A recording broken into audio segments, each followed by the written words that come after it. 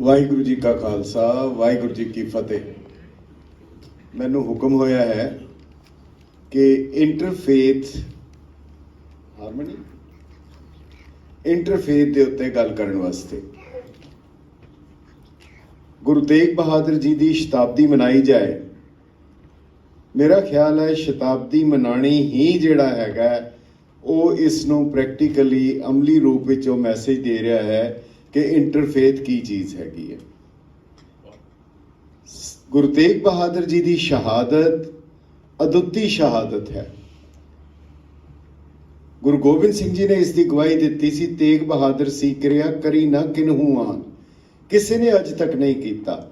ਹਰ ਕਿਸੇ ਨੇ ਆਪਣੇ ਫਿਰਕੇ ਲਈ, ਆਪਣੇ ਕਲੈਨ ਲਈ, ਆਪਣੇ ਕਬੀਲੇ ਲਈ, ਆਪਣੇ ਧਰਮ ਲਈ, ਆਪਣੇ ਪਰਿਵਾਰ ਲਈ ਤਾਂ ਬਹੁਤ ਕੁਝ ਕੀਤਾ ਹੈ, ਪਰ ਦੂਜਿਆਂ ਲਈ ਜਾਨ ਦੇ ਦੇਣੀ, ਦੂਜੇ ਦੇ ਧਰਮ ਲਈ ਜਾਨ ਦੇ ਦੇਣੀ, ਇਹ ਸ਼ਾਇਦ ਦੁਨੀਆ 'ਚ ਪਹਿਲੀ ਵਾਰੀ ਹੋਇਆ। ਇਸ ਤੋਂ ਬਾਅਦ ਵੀ ਸ਼ਾਇਦ ਐਸਾ ਕੋਈ ਨਹੀਂ ਆਇਆ। ਪਰ ਮੈਂ ਇੰਟਰਫੇਥ ਤੇ ਗੱਲ ਕਰਾਂਗਾ, ਪਰ ਇੱਕ ਚੀਜ਼ ਗੁਰੂ ਤੇਗ ਬਹਾਦਰ ਜੀ ਦੀ ਤੁਹਾਡੇ ਨਾਲ ਜ਼ਰੂਰ ਸਾਂਝੀ ਕਰਨੀ ਚਾਹਾਂਗਾ। ਜਿਹੜੇ ਉਹਨਾਂ ਦੇ ਮਿਸਟਿਸਿਜ਼ਮ ਹੈ, ਜਿਹੜਾ ਰਹੱਸਵਾਦ ਹੈ, ਅਸੀਂ ਰੋਜ਼ ਅਰਦਾਸ ਕਰਦੇ ਹਾਂ, ਤੇਗ ਬਹਾਦਰ ਸਿਮਰਿਏ ਕਰ ਨੌ ਨਿਧ ਆਵੇ ਤਾਏ। ਅੱਜ ਵੀ ਅਸੀਂ ਅਰਦਾਸ ਕਰਦੇ ਹਾਂ। ਸੋ ਕੀ ਅੱਜ ਸਾਡੀ ਕਿੱਦਾਂ ਮਦਦ ਕਰਨਗੇ? ਅੱਜ ਤਾਂ ਹੈ ਨਹੀਂ, ਸਰੀਰਕ ਤੌਰ ਤੇ ਨਹੀਂ ਹਨ, ਪਰ ਗੁਰੂ ਸਾਹਿਬ ਅੱਜ ਸਾਡੀ ਮਦਦ ਕਿੱਦਾਂ ਕਰਨਗੇ? ਅੱਜ ਇਹ ਅਰਦਾਸ ਕਿਉਂ ਕਰ ਰਹੇ ਹਾਂ? ਬੜੀ ਕਮਾਲ ਦੀ ਗੱਲ ਹੈ। ਫਿਲਾਸਫੀ ਦੇ ਵਿੱਚ ਕਿਹਾ ਗਿਆ ਕਿ 3 ਕਿਸਮ ਦੇ ਹੁੰਦੇ ਹਨ। ਇੱਕ ਹੁੰਦੇ ਹਨ ਸ਼ਹੀਦ, ਜਿਹੜੇ ਮੈਦਾਨੇ ਜੰਗ ਦੇ ਵਿੱਚ ਕੰਮ ਆ ਜਾਣ। ਦੂਸਰੇ ਹੁੰਦੇ ਹਨ ਮੂਜ਼ੀ, ਜਿਹੜੇ ਮੈਦਾਨੇ ਜੰਗ ਚੋਂ ਭੱਜ ਕੇ ਵਾਪਸ ਆ ਜਾਣ। ਤੀਜੇ ਹੁੰਦੇ ਹਨ ਗਾਜ਼ੀ, ਜਿਹੜੇ ਮੈਦਾਨੇ ਜੰਗ ਚੋਂ ਜੰਗ ਜਿੱਤ ਕੇ ਜ਼ਿੰਦਾ ਵਾਪਸ ਆ ਜਾਣ, ਉਹਨਾਂ ਨੂੰ ਗਾਜ਼ੀ ਕਿਹਾ ਜਾਂਦਾ ਹੈ। ਬੁੱਲੇ ਸ਼ਾਹ ਗੁਰੂ ਤੇਗ ਬਹਾਦਰ ਜੀ ਦਾ ਜ਼ਿਕਰ ਕਰਦਾ ਹੈ, ਉਹਨਾਂ ਨੂੰ ਸ਼ਹੀਦ ਵੀ ਨਹੀਂ ਕਹਿੰਦਾ, ਉਹਨਾਂ ਨੂੰ ਗਾਜ਼ੀ ਕਹਿ ਕੇ ਕਹਿ ਰਿਹਾ, ਕਹੋ ਤੇਗ ਬਹਾਦਰ ਗਾਜ਼ੀ ਹੋ, ਕੋ ਮਿੰਬਰ ਤੇ ਬਹਿਰਾਜ਼ੀ ਹੋ, ਕੋ ਆਪਣਾ ਪੰਥ ਚਲਾਇਆ ਹੈ। ਉਹ ਕਹਿ ਰਿਹਾ ਗੁਰੂ ਤੇਗ ਬਹਾਦਰ ਅੱਜ ਵੀ ਹੈਗੇ ਆ, ਮੌਜੂਦ ਹੈਗੇ ਆ। ਜੇ ਉਹ ਹੈਗੇ ਆ ਤੇ ਜੇ ਅੱਜ ਅਸੀਂ ਅਰਦਾਸ ਕਰਦੇ ਹਾਂ, ਤੇਗ ਬਹਾਦਰ ਸਿਮਰਿਏ ਕਰ ਨੌ ਨਿਧ ਆਵੇ ਤਾਏ, ਜੇ ਅੱਜ ਅਸੀਂ ਇਹਦੇ ਤੇ ਵਿਸ਼ਵਾਸ ਕਰਦੇ ਹਾਂ, ਭਰੋਸਾ ਕਰਦੇ ਹਾਂ, ਤੇ ਕੀ ਸ਼ੱਕ ਹੈ ਕਿ ਭਾਈ ਮੱਖਣ ਸ਼ਾਹ ਲੁਬਾਣੇ ਦੀ ਉਸ ਵੇਲੇ ਮਦਦ ਨਹੀਂ ਕੀਤੀ ਹੋਏਗੀ। ਦੂਸਰੀ ਗੱਲ ਜਿਹੜੀ ਬਹੁਤ ਮਹੱਤਵਪੂਰਨ ਹੈ, ਗੁਰੂ ਤੇਗ ਬਹਾਦਰ ਜੀ ਦੇ ਸ਼ਹਾਦਤ ਦੇ ਮੁਤਲਕ ਗੁਰੂ ਗੋਬਿੰਦ ਸਿੰਘ ਸਾਹਿਬ ਨੇ ਲਿਖਿਆ ਹੈ ਕਿ ਗੁਰੂ ਤੇਗ ਬਹਾਦਰ ਜੀ ਨੂੰ ਕਿਹਾ ਗਿਆ ਕਿ ਤੁਸੀਂ ਕਰਾਮਾਤ ਦਿਖਾਓ, ਔਰ ਉਹਨਾਂ ਨੇ ਨਾ ਕਰ ਦਿੱਤੀ, ਇਨਕਾਰ ਕਰ ਦਿੱਤਾ, ਔਰ ਇਹ ਕਿਹਾ ਕਿ ਨਾਟਕ ਚੇਟਕ ਕੀਏ ਕੁਕਾਜਾ ਪ੍ਰਭ ਲੋਗਨ ਕੈ ਆਵਤ ਲਾਜਾ। ਇਹ ਹੁਣ ਥੋੜਾ ਜਿਹਾ ਧਿਆਨ ਦੇਣਾ, ਇਹ ਲਫ਼ਜ਼ ਕਿਉਂ ਵਰਤਿਆ, ਕਿਉਂ ਉਹਨਾਂ ਨੂੰ ਕਿਹਾ ਗਿਆ ਕਿ ਤੁਸੀਂ ਕਰਾਮਾਤ ਦਿਖਾਓ? ਡਾਕਟਰ JS ਗਰੇਵਾਲ ਬਹੁਤ ਵੱਡੇ ਹਿਸਟੋਰੀਅਨ ਹਨ, ਨਾਮਵਰ ਹਿਸਟੋਰੀਅਨ ਹਨ। ਉਹਨਾਂ ਨੇ ਇੱਕ ਕਿਤਾਬ ਲਿਖੀ ਹੈ ਪਰਸ਼ੀਅਨ ਕ੍ਰੋਨਿਕਲਸ ਆਫ ਗੁਰੂ ਤੇਗ ਬਹਾਦਰ ਜੀ ਬਾਰੇ, ਗੁਰੂ ਨਾਨਕ ਦੇਵ ਯੂਨੀਵਰਸਿਟੀ ਨੇ ਛਾਪੀ ਹੈ। ਉਸ ਵੇਲੇ ਦੇ ਸਾਰੇ ਪਰਸ਼ੀਅਨ ਕ੍ਰੋਨਿਕਲਸ ਦੇ ਹਵਾਲੇ ਉਹਦੇ ਦਿੱਤੇ ਗਏ ਹਨ। ਉਹਦੇ ਵਿੱਚ ਇੱਕ ਚੀਜ਼ ਬੜੀ ਕਮਾਲ ਦੀ ਹੈ ਕਿ ਹਰ ਉਸ ਹਵਾਲੇ ਦੇ ਵਿੱਚ ਕਿਹਾ ਗਿਆ ਗੁਰੂ ਤੇਗ ਬਹਾਦਰ ਜੀ ਨੂੰ ਕਿ ਤੁਸੀਂ ਕਰਾਮਾਤ ਦਿਖਾਓ। ਹਰ ਇੱਕ ਦੇ ਵਿੱਚ ਹੈਗਾ। ਹੁਣ ਕੀ ਚੀਜ਼ ਹੈ, ਇਹ ਕਿਉਂ ਕਿਹਾ ਗਿਆ? 4 ਚੀਜ਼ਾਂ ਮੰਨੀਆਂ ਜਾਂਦੀਆਂ। ਇੱਕ ਹੈਗੀ ਹੈ ਮੁਅੱਜ਼ਜ਼ਾ। ਇਸਲਾਮ ਦੀ ਫਿਲਾਸਫੀ ਵਿੱਚ ਮੁਅੱਜ਼ਜ਼ਾ ਹੁੰਦਾ ਹੈ ਜਿਹੜਾ ਪੈਗੰਬਰ ਦੇ ਕੋਲ ਹੁੰਦਾ ਹੈ, ਰੂਹਾਨੀ ਤਾਕਤ ਜਾਂ ਸਪਿਰਿਚੁਅਲ ਪਾਵਰ, ਜਾਂ ਉਹ ਜਿਹੜੀਆਂ ਪਾਵਰਸ ਹੈਗੀਆਂ, ਉਹ ਇਸਲਾਮ ਮੰਨਦਾ ਹੈ ਕਿ ਜਿਹੜਾ ਪੈਗੰਬਰ ਹੈ, ਪ੍ਰੋਫਿਟ ਹੈ, ਉਹਦੇ ਕੋਲ ਜਿਹੜੀ ਪਾਵਰ ਹੁੰਦੀ ਹੈ ਉਹਨੂੰ ਮੁਅੱਜ਼ਜ਼ਾ ਕਿਹਾ ਜਾਂਦਾ ਹੈ। ਦੂਸਰੀ ਤਾਕਤ ਹੁੰਦੀ ਹੈ, ਉਸ ਨੂੰ ਕਰਾਮਾਤ ਕਿਹਾ ਜਾਂਦਾ ਹੈ। ਕਰਾਮਾਤ ਵਲੀ ਅੱਲਾ ਕੋਲ ਹੁੰਦੀ ਹੈ, ਜਿਹੜਾ ਰੱਬ ਦੇ ਬਹੁਤ ਨੇੜੇ ਹੈ, ਉਸ ਦੇ ਕੋਲ ਜਿਹੜੀ ਚੀਜ਼ ਹੁੰਦੀ ਹੈ ਉਸ ਨੂੰ ਕਰਾਮਾਤ ਕਿਹਾ ਜਾਂਦਾ ਹੈ। ਤੀਸਰੀ ਚੀਜ਼ ਹੈ ਮਊਨਤ। ਮਊਨਤ ਹੁੰਦੀ ਹੈ ਲੱਟ ਗੋਰੂ ਫਕੀਰਾਂ ਕੋਲ ਹੁੰਦੀ ਹੈ, ਮਸਤਾਨਿਆਂ ਕੋਲ, ਦੀਵਾਨਿਆਂ ਕੋਲ ਹੁੰਦੀ ਹੈ। ਤਾਕਤ ਉਹਨਾਂ ਕੋਲ ਵੀ ਹੁੰਦੀ ਹੈ, ਉਹ ਵੀ ਸਹਿਜ ਸੁਭਾਅ ਬੋਲਦੇ ਹਨ, ਕਈ ਵਾਰੀ ਗੱਲ ਪੂਰੀ ਹੋ ਜਾਂਦੀ ਹੈ, ਉਹ ਮਊਨਤ ਹੁੰਦੀ ਹੈ। ਚੌਥੀ ਕੈਟਾਗਰੀ ਹੈਗੀ ਹੈ, ਉਸ ਨੂੰ ਕਹਿੰਦੇ ਆ ਇਸਤਦਰਾਜ। ਉਹ ਹੈਗੀ ਹੈ ਜਿਹੜੀ ਸ਼ੈਤਾਨ ਕੋਲ ਹੁੰਦੀ ਹੈ। ਤੇ ਵਾਹਿਗੁਰੂ ਮੈਂ ਭੁੱਲ ਗਿਆ, ਇਸਤਰਾਤ ਜਿਹੜੀ ਹੈ ਉਹ ਹੁੰਦੀ ਹੈ ਜਿਹੜੇ ਫਕੀਰਾਂ ਕੋਲ, ਤੇ ਮਹੂਰਤ ਹੁੰਦੀ ਹੈ ਸ਼ੈਤਾਨ ਕੋਲ, ਤਾਕਤ ਸਾਰਿਆਂ ਕੋਲ ਹੁੰਦੀ ਹੈ। ਹੁਣ ਗੁਰੂ ਤੇਗ ਬਹਾਦਰ ਜੀ ਨੂੰ ਕਿਹਾ ਗਿਆ ਤੁਸੀਂ ਕਰਾਮਾਤ ਦਿਖਾਓ, ਉਹਨਾਂ ਨੇ ਨਾ ਕਰ ਦਿੱਤੀ। ਨਾ ਕੇਵਲ ਨਾ ਕੀਤੀ ਬਲਕਿ ਇਹ ਕਿਹਾ ਕਿ ਨਾਟਕ ਚੇਟਕ ਕੀਏ ਕੋ ਕਾਜਾ ਪ੍ਰਭ ਲੋਗਨ ਕਾ ਆਵਤ ਲਾਜਾ, ਇਹ ਤਾਂ ਡਰਾਮੇਬਾਜ਼ੀਆਂ ਹਨ, ਇਹ ਨਹੀਂ ਕਰਾਂਗੇ। ਹੁਣ ਅਗਲੀ ਲਾਈਨ, ਉਹ ਸ਼ੱਕ 'ਚ ਪੈ ਗਏ, ਉਹਨਾਂ ਨੂੰ ਸ਼ੱਕ ਪੈ ਗਿਆ, ਉਹ ਹੁਣ ਐਸ਼ੋਰ ਹੋਣਾ ਚਾਹੁੰਦੇ ਸੀ। ਉਹ ਕਹਿੰਦੇ ਫਿਰ ਇਸ ਤਰ੍ਹਾਂ ਕਰ, ਤੂੰ ਇਨਕਾਰ ਕਰ ਦੇ, ਤੇਰੇ ਕੋਲੋਂ ਤਾਕਤ ਨਹੀਂ ਹੈਗੀ, ਕਿਧਰੇ ਭੁਲੇਖੇ 'ਚ ਨਾ ਉਹਨਾਂ ਕੋਲੋਂ ਬੜਾ ਵੱਡਾ ਪਾਪ ਹੋ ਜਾਏ। ਡਰਦੇ ਵੀ ਸਨ। ਉਹਨਾਂ ਨੇ ਗੁਰੂ ਤੇਗ ਬਹਾਦਰ ਜੀ ਨੂੰ ਕਿਹਾ ਕਿ ਤੂੰ ਇਹ ਕਹਿ ਦੇ ਕਿ ਤੇਰੇ ਕੋਲੇ ਤਾਕਤ ਨਹੀਂ ਹੈਗੀ। ਗੁਰੂ ਤੇਗ ਬਹਾਦਰ ਜੀ ਨੇ ਇਹ ਕਹਿਣ ਤੋਂ ਇਨਕਾਰ ਕਰ ਦਿੱਤਾ। ਇਹ ਸੀ ਅਸਲੀ ਚੀਜ਼, ਮਤਲਬ ਨਾ ਉਹਨਾਂ ਨੇ ਦਿਖਾਈ ਔਰ ਨਾ ਉਹਨਾਂ ਨੇ ਇਹ ਕਹਿਣ ਤੋਂ ਇਨਕਾਰ ਕੀਤਾ। ਔਰ ਜਿਹੜੀ ਸ਼ਹਾਦਤ ਦਿੱਤੀ, ਤਿਲਕ ਜੰਜੂਰ ਆਖਾ ਪ੍ਰਭਤਾਕਾ, ਜਿਹੜਾ ਤੁਸੀਂ ਕਿਹਾ, ਮੈਂ ਥੋੜਾ ਜਿਹਾ ਉਹਦਾ ਹਵਾਲਾ ਦਿਆਂ। ਇੰਟਰਫੇਥ ਆਮ ਤੌਰ ਦੇ ਉੱਤੇ ਕਹਿ ਦਿੱਤਾ ਜਾਂਦਾ ਹੈ interfaith tolerance, interfaith dialogue, interfaith harmony. Tolerance ਲਫ਼ਜ਼ ਤੇ ਬੜਾ ਹੀ ਮਾੜਾ ਹੈ ਮੇਰਾ ਖਿਆਲ ਹੈ। ਤੁਸੀਂ ਕਹੋ ਜੀ ਅਸੀਂ ਟੋਲਰੇਟ ਕਰ ਰਹੇ ਹਾਂ ਕਿਸੇ ਬੰਦੇ ਨੂੰ, ਬਰਦਾਸ਼ਤ ਕਰ ਰਹੇ ਹਾਂ, ਮਜਬੂਰੀ ਹੈਗੀ ਹੈ। ਟੋਲਰੈਂਸ ਨਹੀਂ ਹੈਗੀ। ਟੋਲਰੈਂਸ ਕਹਿਣਾ ਹੀ ਜਿਹੜਾ ਹੈ ਟੋਲਰੈਂਟ ਸੁਸਾਇਟੀ ਹੋਣੀ ਚਾਹੀਦੀ ਹੈ, ਇਹਦਾ ਮਤਲਬ ਹੈ ਕਿ ਸਾਡੀ ਮਜਬੂਰੀ ਹੈ, ਸਾਨੂੰ ਕਰਨਾ ਪੈ ਰਿਹਾ ਹੈਗਾ। ਦੂਸਰੀ ਚੀਜ਼, ਅਸੀਂ ਕਹਿ ਰਹੇ ਤੇ ਤਿੰਨ ਲਫ਼ਜ਼ ਹੈ, ਇੰਟਰਫੇਥ ਟੋਲਰੈਂਸ ਜਾਂ ਹਾਰਮਨੀ ਜਾਂ ਡਾਇਲੌਗ, ਜੋ ਵੀ ਕਹੋ। ਉਹਦੇ ਵਿੱਚ ਜਿਹੜਾ ਮੇਨ ਇਨਗ੍ਰੇਡੀਐਂਟ ਹੈ ਉਹ ਹੈਗਾ ਫੇਥ, ਮਜ਼ਹਬ, ਧਰਮ, ਵਿਸ਼ਵਾਸ, ਭਰੋਸਾ। ਉਹ ਕਦੀ ਵੀ ਅਨਫ੍ਰੈਕਚਰਡ ਨਹੀਂ ਹੋ ਸਕਦਾ। ਜਾਂ ਸਾਡਾ ਭਰੋਸਾ ਹੈ ਜਾਂ ਨਹੀਂ ਹੈ, ਸਿਰੜ ਹੈ ਜਾਂ ਨਹੀਂ ਹੈ। ਸੀਸ ਦਿਆ ਪਰ ਸਿਰੜ ਨਾ ਦਿਆ। ਉਹ ਸਿਰੜ ਜਿਹੜਾ ਹੈ, ਉਹ ਭਰੋਸਾ, ਉਹ ਸਿਦਕ, ਉਹ ਅਨਫ੍ਰੈਕਚਰਡ ਹੋਣਾ ਚਾਹੀਦਾ। ਉਹਦੇ ਵਿੱਚ ਕੋਈ ਤਰੇੜ ਨਹੀਂ ਹੋ ਸਕਦੀ ਹੈਗੀ। ਜੇ ਆਪਣਾ, ਇਸ ਨੂੰ ਇਸਲਾਮ ਕਹਿੰਦਾ ਹੈ ਮੁਸਲਮਾਨ। ਮੁਸਲਮਾਨ ਦਾ ਮਤਲਬ ਹੁੰਦਾ ਜਿਹਦਾ ਈਮਾਨ ਮੁਸਲਮ ਹੈ, ਸਾਬਤ ਹੈ, ਨਹੀਂ ਟੁੱਟਿਆ। ਹੁਣ ਆਪਣਾ ਫੇਥ ਹੈ ਨਹੀਂ, ਆਪਣਾ ਭਰੋਸਾ ਹੈ ਨਹੀਂ, ਸਾਨੂੰ ਆਪਣੇ ਆਪ ਦੇ ਉੱਤੇ ਹੈ ਨਹੀਂ। ਅਸੀਂ ਇੰਟਰਫੇਥ ਦੀ ਗੱਲ ਕਰਨ ਚਾਹੁੰਦੇ ਹਾਂ। ਇੰਟਰਫੇਥ ਦੇ ਅਸੀਂ ਕਾਨਫਰੰਸਿਸ ਕਰਦੇ ਹਾਂ। ਦੂਸਰੀ ਗੱਲ, ਇੰਟਰਫੇਥ ਤੋਂ ਪਹਿਲੇ ਇੱਕ ਹੋਰ ਲਫ਼ਜ਼ ਹੈਗਾ ਇੰਟਰਾਫੇਥ। ਆਪਣੇ ਫਿਰਕੇ ਦੇ ਵਿੱਚ, ਹਰ ਮਜ਼ਹਬ ਦੇ ਫਿਰਕੇ ਦੇ ਵਿੱਚ, ਉਹਦੇ ਵਿੱਚ ਕਈ ਫਿਰਕੇ ਹੈਗੇ ਆ, ਕਈ ਉਹਦੀਆਂ ਬ੍ਰਾਂਚਸ ਹੈਗੀਆਂ, ਉਹਨਾਂ ਦੇ ਵਿੱਚ ਆਪਸ ਲੜਾਈਆਂ, ਉਹਨਾਂ ਦੇ ਵਿੱਚ ਆਪਸ ਝਗੜੇ ਆ।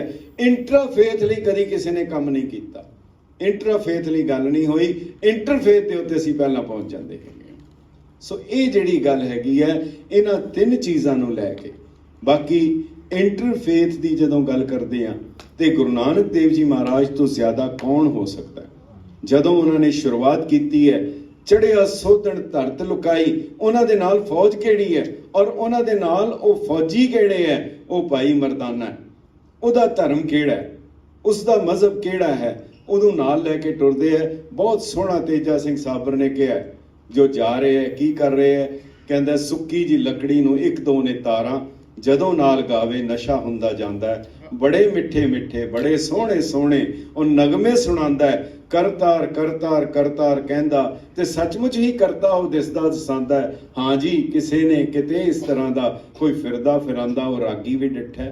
ਕਿਉਂ ਜੀ, ਕਿਸੇ ਨੇ ਕਿਤੇ ਇਸ ਤਰ੍ਹਾਂ ਦਾ ਕੋਈ ਫਿਰਦਾ ਫਿਰਾਂਦਾ ਰਬਾਬੀ ਵੀ ਡਿੱਠਾ। ਉਹਨੂੰ ਨਾਲ ਲੈ ਕੇ ਤੁਰੇ ਹੈ। ਔਰ ਫਿਰ ਕੀ ਕਰ ਰਹੇ ਹੈ, ਕਿਹੜੇ ਮਜ਼ਹਬ ਦੀ ਗੱਲ ਕਰ ਰਹੇ ਹੈ। ਸਭ ਤੋਂ ਵੱਡੀ ਗੱਲ, ਉਹ ਉਹਨਾਂ ਧਰਮਾਂ ਦੇ ਵਿੱਚ, ਉਹਨਾਂ ਧਰਮ ਸਥਾਨਾਂ 'ਚ ਗਏ ਹੈ, ਉਹਨਾਂ ਲੋਕਾਂ ਦੇ ਵਿੱਚ ਗਏ ਹੈ ਜਿਹੜੇ ਹੋਸਟਾਈਲ ਸੀਗੇ, ਉਹਨਾਂ ਦੇ ਵਿੱਚ ਜਾ ਕੇ ਗੱਲ ਕਰ ਰਹੇ ਹੈ। ਔਰ ਉੱਥੇ ਗੁਰੂ ਨਾਨਕ ਦੇਵ ਜੀ ਨੂੰ ਪੁੱਛਦੇ ਹੈ, ਹਿੰਦੂ ਵੱਡਾ ਕਿ ਮੁਸਲਮਾਨ ਹੋਈ, ਬਾਬਾ ਆਖੇ ਹਾਜੀਆਂ ਸ਼ੁਭ ਅਮਲਾ ਬਾਜੋ ਦੋਨੋਂ ਰੋਈ। ਕਿ ਇੱਕ ਦੀ ਗੱਲ ਨਹੀਂ ਕਰ ਰਹੇ, ਦੋਨਾਂ ਦੀ ਗੱਲ ਕਰ ਰਹੇ ਹੈ। ਅਮਲ ਦੇ ਨਾਲ ਹੋਣਾ, ਜੇ ਅਮਲ ਨਹੀਂ ਹੈਗਾ ਫਿਰ ਉਸ ਦੇ ਬਾਅਦ ਕੁਝ ਨਹੀਂ ਹੋਣਾ ਹੈਗਾ। ਗੱਲ ਗੁਰੂ ਤੇਗ ਬਹਾਦਰ ਜੀ ਦੇ ਉੱਤੇ ਆਉਂਦੀ ਹੈ, ਗੁਰੂ ਗੋਬਿੰਦ ਸਿੰਘ ਸਾਹਿਬ ਤੇ ਆਉਂਦੀ ਹੈ। ਗੁਰੂ ਗੋਬਿੰਦ ਸਿੰਘ ਸਾਹਿਬ ਦੇ ਜਿਹੜੇ ਉਹਨਾਂ ਦੇ ਕਵੀ ਹੈ ਭਾਈ ਨੰਦ ਲਾਲ, ਜਿਹੜੀ ਉਹਨਾਂ ਦੀ ਸਾਰੀ ਉਸ ਲੈਗੇਸੀ ਨੂੰ ਸਮ ਅਪ ਕਰਦੇ ਹੈ। ਉਹ ਕੀ ਲਿਖਦੇ ਹੈ, ਗਾਹੇ ਸੂਫੀ ਗਾਹੇ ਕਲੰਦਰ, ਗਾਹੇ ਸੂਫੀ ਗਾਹੇ ਜ਼ਾਹਿਦ, ਗਾਹੇ ਕਲੰਦਰ ਮੈਂ ਸ਼ਬਦ।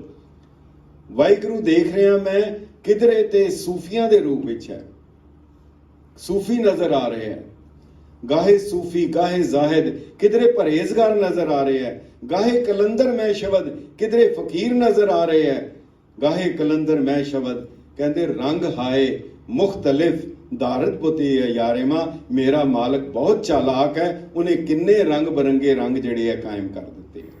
ਇੰਟਰਫੇਥ ਦਾ ਮਤਲਬ ਇਹ ਸੀ ਇਸ ਬਾਗ ਦੇ ਵਿੱਚ ਸਾਰੇ ਵੱਖਰੇ ਵੱਖਰੇ ਰੰਗ ਖਿੜੇ ਰਹਿਣ, ਇਹ ਸਾਰੇ ਰੰਗ ਇਹਦੇ ਵਿੱਚ ਕਾਇਮ ਰਹਿਣ। ਔਰੰਗਜ਼ੇਬ ਦੀ ਇਹੀ ਮਨਸ਼ਾ ਸੀ, ਇਹੀ ਉਹਦੀ ਦਿੱਕਤ ਸੀ ਕਿ ਉਹ ਇੱਕ ਕਰਨਾ ਚਾਹੁੰਦਾ ਸੀਗਾ, ਉਹ ਰਾਸ਼ਟਰੀ ਏਕਤਾ ਕਰਨਾ ਚਾਹੁੰਦਾ ਸੀ। ਜਿਹੜੀ ਟਰਮ ਹੁਣ ਯੂਜ਼ ਹੋ ਰਹੀ ਹੈ ਹਿੰਦੁਸਤਾਨ ਵਿੱਚ ਹੋ ਰਹੀ ਹੈ, ਉਹ ਪੂਰੇ ਮੁਲਕ ਦੇ ਵਿੱਚ ਉਹ ਰਾਸ਼ਟਰੀ ਏਕਤਾ ਚਾਹੁੰਦਾ ਸੀ। ਪਰ ਗੁਰੂ ਤੇਗ ਬਹਾਦਰ ਸਾਹਿਬ ਨੇ ਆਪਣੇ ਸੀਸ ਦੀ ਕੁਰਬਾਨੀ ਦੇ ਕੇ ਉਸ ਨੂੰ ਇਸ ਚੀਜ਼ ਵਿੱਚ ਨਹੀਂ ਹੋਣ ਦਿੱਤਾ। ਔਰ ਗੁਰੂ ਗੋਬਿੰਦ ਸਿੰਘ ਜੀ ਦੇ ਨਾਲ ਕੌਣ ਆਏ ਹੈ? ਪੀਰ ਬੁੱਧੂ ਸ਼ਾਹ, ਪੀਰ ਭੀਖਣ ਸ਼ਾਹ, ਨਬੀ ਖਾਂ, ਗਨੀ ਖਾਂ, ਰਾਏ ਕੱਲਾ ਆਏ ਹੈ। ਕੌਣ ਆਏ ਹੈ ਔਰ ਕੌਣ ਨਹੀਂ ਆਏ ਹੈਗੇ ਹੈ, ਕਿਹੜੇ ਫਿਰਕੇ ਦੇ ਆਏ ਹੈ, ਕਿਹੜੇ ਫਿਰਕੇ ਦੇ ਨਹੀਂ ਆਏ ਹੈ। ਇਸ ਤੋਂ ਰਾਸ਼ਟਰੀ ਏਕਤਾ ਦੀ ਜਾਂ ਜਿਹੜੀ ਗੱਲ ਗੁਰੂ ਗੋਬਿੰਦ ਸਿੰਘ ਸਾਹਿਬ ਨੇ ਕੀਤੀ, ਜਿਹੜੀ ਗੁਰੂ ਨਾਨਕ ਦੇਵ ਜੀ ਜਿਸ ਪੈਗਾਮ ਨੂੰ ਲੈ ਕੇ ਆਏ ਕਿ ਮਾਨਸ ਕੀ ਜਾਤ ਸਭ ਹੈ ਏਕੇ ਪਹਿਚਾਨ ਬੋ, ਕੋਈ ਸੂਫੀ ਹੈ, ਕੋਈ ਕੁਛ ਹੈ, ਕੋਈ ਜਿਹੜਾ ਮਰਜ਼ੀ ਹੈਗਾ, ਉਹ ਅਗਰ ਇਸ ਪਾਸੇ ਆਂਦਾ ਹੈ, ਅਗਰ ਉਹ ਹਰ ਇੱਕ ਦੇ ਵਿੱਚ ਆਪਣੇ ਆਪ ਨੂੰ ਸਮਝਦਾ ਤੇ ਫਿਰ ਉਹ ਇਹਦਾ ਮਤਲਬ ਹੈ ਉਸ ਰਸਤੇ ਦੇ ਉੱਤੇ ਹੈ। ਤੇ ਇੱਕ ਵਾਰੀ ਕਾਨਫਰੰਸ ਹੋਈ ਸੀਗੀ ਦਿੱਲੀ ਦੇ ਵਿੱਚ ਤਾਲ ਕਟੋਰਾ ਗਾਰਡਨ ਵਿੱਚ, ਬੜੀ ਵੱਡੀ ਕਾਨਫਰੰਸ ਹੋਈ। ਉਸ ਕਾਨਫਰੰਸ ਦੇ ਵਿੱਚ ਜਿਹੜਾ ਉੱਠ ਰਿਹਾ ਸੀ, ਜਿਹੜਾ ਵੀ ਆਂਦਾ ਸੀ, ਉਹ ਬਾਰ-ਬਾਰ ਇੱਕ ਗੱਲ ਕਹਿ ਰਿਹਾ ਸੀ, ਇੱਕੋ ਗੱਲ ਕਹਿ ਰਿਹਾ ਸੀ, ਹਿੰਦੂਇਜ਼ਮ ਇੱਕ ਬੜਾ ਵੱਡਾ ਵਟ ਵ੍ਰਿਕਸ਼ ਹੈ, ਬੋੜ ਦਾ ਦਰਖਤ ਹੈ, ਸਿੱਖਇਜ਼ਮ ਉਹਦੀ ਇੱਕ ਸ਼ਾਖਾ ਹੈ, ਉਹਦੀ ਇੱਕ ਬ੍ਰਾਂਚ ਹੈ। ਉਹਦੇ ਤੇ ਸਾਰੇ ਸੀਗੇ ਵੱਖ-ਵੱਖ ਸੈਕਟ ਜਿਹੜੇ ਹਿੰਦੂਇਜ਼ਮ ਦੇ, ਉਹਦੇ ਦਲਾਈ ਲਾਮਾ ਵੀ ਸੀ, VHP ਵੀ ਸਾਰੇ ਸਨ। ਇੱਕ ਲੋਨ ਸਿੱਖ ਸੀਗਾ ਡਾਕਟਰ ਜੋਤ ਸਿੰਘ, ਜਿਹੜੇ ਬਨਾਰਸ ਹਿੰਦੂ ਯੂਨੀਵਰਸਿਟੀ ਚੋਂ ਆਏ ਸੀ, ਬਾਅਦ ਵਿੱਚ ਉਹ ਪੰਜਾਬੀ ਯੂਨੀਵਰਸਿਟੀ ਸਨ। ਉਹਨਾਂ ਨੂੰ ਮੌਕਾ ਦਿੱਤਾ, ਉਹਨਾਂ ਨੇ ਖੜੇ ਹੋ ਕੇ ਗੱਲ ਕਹੀ, ਕਿਉਂਕਿ ਇੰਟਰਫੇਥ ਨਾਲ ਜੁੜੀ ਹੈ ਤਾਂ ਕਰਕੇ ਦੱਸਣੀ ਚਾਹੁੰਦਾ। ਉੱਥੇ ਉਹਨਾਂ ਨੇ ਕਿਹਾ, ਕਹਿੰਦੇ ਬਿਲਕੁਲ ਮੈਂ ਮੰਨਦਾ ਕਿ ਹਿੰਦੂਇਜ਼ਮ ਇੱਕ ਵਟ ਵ੍ਰਿਕਸ਼ ਹੈ, ਬੋੜ ਦਾ ਦਰਖਤ ਹੈ, ਬੈਨਨ ਟਰੀ ਹੈ, ਔਰ ਸਿੱਖਇਜ਼ਮ ਉਹਦੀ ਇੱਕ ਸ਼ਾਖਾ ਹੈ, ਮੈਂ ਇਸ ਤੋਂ ਇਨਕਾਰ ਨਹੀਂ ਕਰਦਾ। ਪਰ ਇੱਕ ਗੱਲ ਹੈ ਕਿ ਇੱਕ ਪੇੜ ਦੇ, ਇੱਕ ਦਰਖਤ ਟਾਹਣੀਆਂ ਹੁੰਦੀਆਂ, ਉਹਦੀਆਂ ਸ਼ਾਖਾ ਹੁੰਦੀਆਂ, ਉਹਦੇ ਫਲ ਹੁੰਦੇ ਆ, ਫੁੱਲ ਹੁੰਦੇ ਆ, ਜੜ੍ਹਾਂ ਹੁੰਦੀਆਂ। ਜਿਸ ਨੂੰ ਤਣਾ ਚਾਹੀਦਾ ਉਹਦਾ ਸ਼ਾਖਾ ਨਾਲ ਕੰਮ ਨਹੀਂ ਸਰੇਗਾ, ਜਿਹਨੂੰ ਸ਼ਾਖਾ ਚਾਹੀਦੀ ਹੈ ਫੁੱਲ ਨਾਲ ਨਹੀਂ ਸਰੇਗਾ, ਜਿਹਨੂੰ ਫੁੱਲ ਚਾਹੀਦਾ ਉਹਨੂੰ ਪੱਤੇ ਨਾਲ ਨਹੀਂ ਸਰੇਗਾ। ਹਰ ਇੱਕ ਦੀ ਆਪਣੀ ਕੀਮਤ ਹੈ। ਕਿਸੇ ਬੇਵਕੂਫ ਨੇ ਅੱਜ ਤੱਕ ਪੱਤੇ ਨੂੰ ਪੇੜ ਨਹੀਂ ਕਿਹਾ, ਜੜ ਨੂੰ ਪੇੜ ਨਹੀਂ ਕਿਹਾ, ਪੱਤੇ ਨੂੰ ਸ਼ਾਖਾ ਨਹੀਂ ਕਿਹਾ, ਸ਼ਾਖਾ ਨੂੰ ਤਣਾ ਨਹੀਂ ਕਿਹਾ। ਹਰ ਇੱਕ ਦੀ ਆਪਣੀ ਕੀਮਤ ਹੈ। ਜੇ ਤੁਸੀਂ ਇਹ ਕਹਿਣਾ ਚਾਹੁੰਦੇ ਹੋ, ਜੇ ਤੁਸੀਂ ਇਹ ਆਰਗੂਮੈਂਟ ਦੇ ਰਹੇ ਹੋ ਕਿ ਸਿੱਖਇਜ਼ਮ ਦੇ ਵਿੱਚੋਂ ਹੋ ਕੇ ਅਗਰ ਇਹ ਨਿਕਲਿਆ, ਇਸ ਕਰਕੇ ਅਸੀਂ ਇਸ ਨੂੰ ਹਿੰਦੂ ਕਵਾਂਗੇ, ਕਹਿੰਦੇ ਮੈਂ ਇੱਕ ਗੱਲ ਕਹਿਣੀ ਚਾਹੁੰਦਾ, ਫਿਰ ਤੁਸੀਂ ਇੱਕ ਕੰਮ ਕਰੋ, ਇੱਥੇ ਇੱਕ ਰੈਜ਼ੋਲੂਸ਼ਨ ਪਾਸ ਕਰ ਦਿਓ, ਮੈਂ ਉਹਦੇ ਤੇ ਦਸਤਖਤ ਕਰਾਂਗਾ ਕਿ ਚੂੰਕਿ ਹਿੰਦੂਇਜ਼ਮ ਚੋਂ ਨਿਕਲਣ ਕਰਕੇ ਇਹ ਇੱਕ ਸ਼ਾਖਾ ਹੈ, ਇਸ ਕਰਕੇ ਅਸੀਂ ਇਹਨੂੰ ਹਿੰਦੂ ਕਵਾਂਗੇ। ਇਦਾਂ ਹੈ, ਤੁਸੀਂ ਇੱਕ ਪਾਸ ਕਰ ਦਿਓ ਕਿ ਇਸਲਾਮ ਜਿਹੜਾ ਯਹੂਦੀਆਂ ਚੋਂ ਨਿਕਲਿਆ, ਅੱਜ ਤੋਂ ਬਾਅਦ ਅਸੀਂ ਇਹਨੂੰ ਜਿਊਜ਼ ਕਿਹਾ ਕਰਾਂਗੇ। ਉਹਦੇ ਬਾਅਦ ਸਨਾਟਾ ਛਾ ਗਿਆ। ਅਖੀਰਲੀ ਗੱਲ, ਜਿਹੜੀ ਸਭ ਤੋਂ ਵੱਡੀ ਗੱਲ, ਅਗਰ ਆਪਣਾ ਫੇਥ, ਅਗਰ ਕੋਈ ਇਹ ਸਮਝੇ ਮੈਂ ਕੇਸ ਰੱਖ ਲਏ, ਮੈਂ ਅੰਮ੍ਰਿਤ ਛਕ ਲਿਆ, ਮੈਂ ਸਾਰਾ ਕੁਝ ਕਰ ਲਿਆ ਤੇ ਮੈਂ ਹੋ ਗਿਆ, ਹੁਣ ਮੇਰਾ ਹੋ ਗਿਆ। ਗੁਰੂ ਗੋਬਿੰਦ ਸਿੰਘ ਸਾਹਿਬ ਦਾ ਇੱਕ ਰਹਿਤਨਾਮਾ ਹੈ, ਉਹ ਮੈਂ ਕੋਟ ਜ਼ਰੂਰ ਕਰਨੀ ਚਾਹਾਂਗਾ। ਉਹਨਾਂ ਦਾ ਕਹਿਣਾ, ਜਿਉਂ ਕਾਹੂਲੇ ਗਧਾ ਨਵਾਇਓ, ਫੂਲ ਮਾਲ ਤੇ ਮੂੰਡ ਧਰਾਇਓ, ਇੱਕ ਖੋਤਾ ਲੈ ਕੇ ਨਵਾ ਧਵਾ ਕੇ ਉਹਦੇ ਸਿਰ ਦੇ ਉੱਤੇ ਫੁੱਲਾਂ ਦੀ ਮਾਲਾ ਰੱਖ ਦੋ, ਉਹਦੀ ਇੱਜ਼ਤ ਨਹੀਂ ਵਧੇਗੀ, ਉਹ ਉਲਟਾ ਹਾਸੀ ਦਾ ਕਾਰਨ ਬਣੇਗਾ। ਜਿਉਂ ਕਾਹੂਲੇ ਗਧਾ ਨਵਾਇਓ, ਫੂਲ ਮਾਲ ਤੇ ਮੂੰਡ ਧਰਾਇਓ, ਤੇਕਰ ਤਾਕੀ ਸੋਭਾ ਨਾਹੀ, ਹਾਸੀ ਹੋਤ ਸਬਸ ਜਗ ਮਾਹੀ, ਤਿਮ ਕੁਰੈਤੀਏ ਕੇਸ ਰਖਾਏ। ਜੇ ਕੋਈ ਬੰਦਾ ਕੁਰੈਤੀਆ ਹੈਗਾ, ਉਹਨੇ ਕੇਸ ਰੱਖੇ, ਇਦਾਂ ਸਮਝੋ ਕਿਸੇ ਖੋਤੇ ਦੇ ਸਿਰ ਦੇ ਉੱਤੇ ਫੁੱਲਾਂ ਦੀ ਮਾਲਾ। ਤਿਮ ਕੁਰੈਤੀਏ ਕੇਸ ਰਖਾਏ, ਕਹੋ ਸੋ ਕੈਸੇ ਸੋਭਾ ਪਾਏ, ਰਹਿਤ ਸੋ ਕੇਸਨ ਕੋ ਅਤ ਭੂਖਨ। ਕੇਸਾਂ ਦਾ ਸ਼ਿੰਗਾਰ ਕੋਈ ਡਾਈ ਕਲਰ ਵਸਮਾ ਨਹੀਂ ਹੈ। ਕੇਸਾਂ ਦਾ ਸ਼ਿੰਗਾਰ ਜਿਹੜਾ ਰਹਿਤ ਹੈ, ਰਹਿਤ ਸੋ ਕੇਸਨ ਕੋ ਅਤ ਭੂਖਨ, ਰਹਿਤ ਬਿਨਾ ਸਿਰ ਕੇਸ ਵੀ ਦੁਖਨ। ਜੇ ਰਹਿਤ ਨਹੀਂ ਹੋਏਗੀ, ਸਿਰ ਵੀ ਦੁਖੇਗਾ, ਕੇਸ ਵੀ ਭਾਰੇ ਲੱਗਣਗੇ। ਸੋ ਆਪਣਾ ਫੇਥ ਮੁਕੰਮਲ ਹੋਏ, ਇੰਟਰਾਫੇਥ ਵੱਲ ਜਾਈਏ, ਫਿਰ ਅਸੀਂ ਇੰਟਰਫੇਥ ਵੱਲ ਤੁਰੀਏ ਤੇ ਫਿਰ ਮੇਰਾ ਖਿਆਲ ਹੈ ਸਕਾਰਤ ਹੈ। ਪਰ ਮੈਨੂੰ ਬੜੀ ਖੁਸ਼ੀ ਹੈ, ਮੈਨੂੰ ਮੌਕਾ ਦਿੱਤਾ ਜਦੋਂ ਟੁਰਿਆ ਸੀ ਤੇ ਮੇਰੇ ਮਨ ਦੇ ਵਿੱਚ ਇੱਕ ਸ਼ੇਰ ਬਾਰ-ਬਾਰ ਅਕਬਰ ਅਲਾਹਾਬਾਦੀ ਦਾ ਆ ਰਿਹਾ ਸੀ, कहता वो जाएं काबा को हम इंग्लिस्तान देखेंगे, वो देखें घर खुदा का हम खुदा की शान देखेंगे। वाहिगुरू जी का खालसा।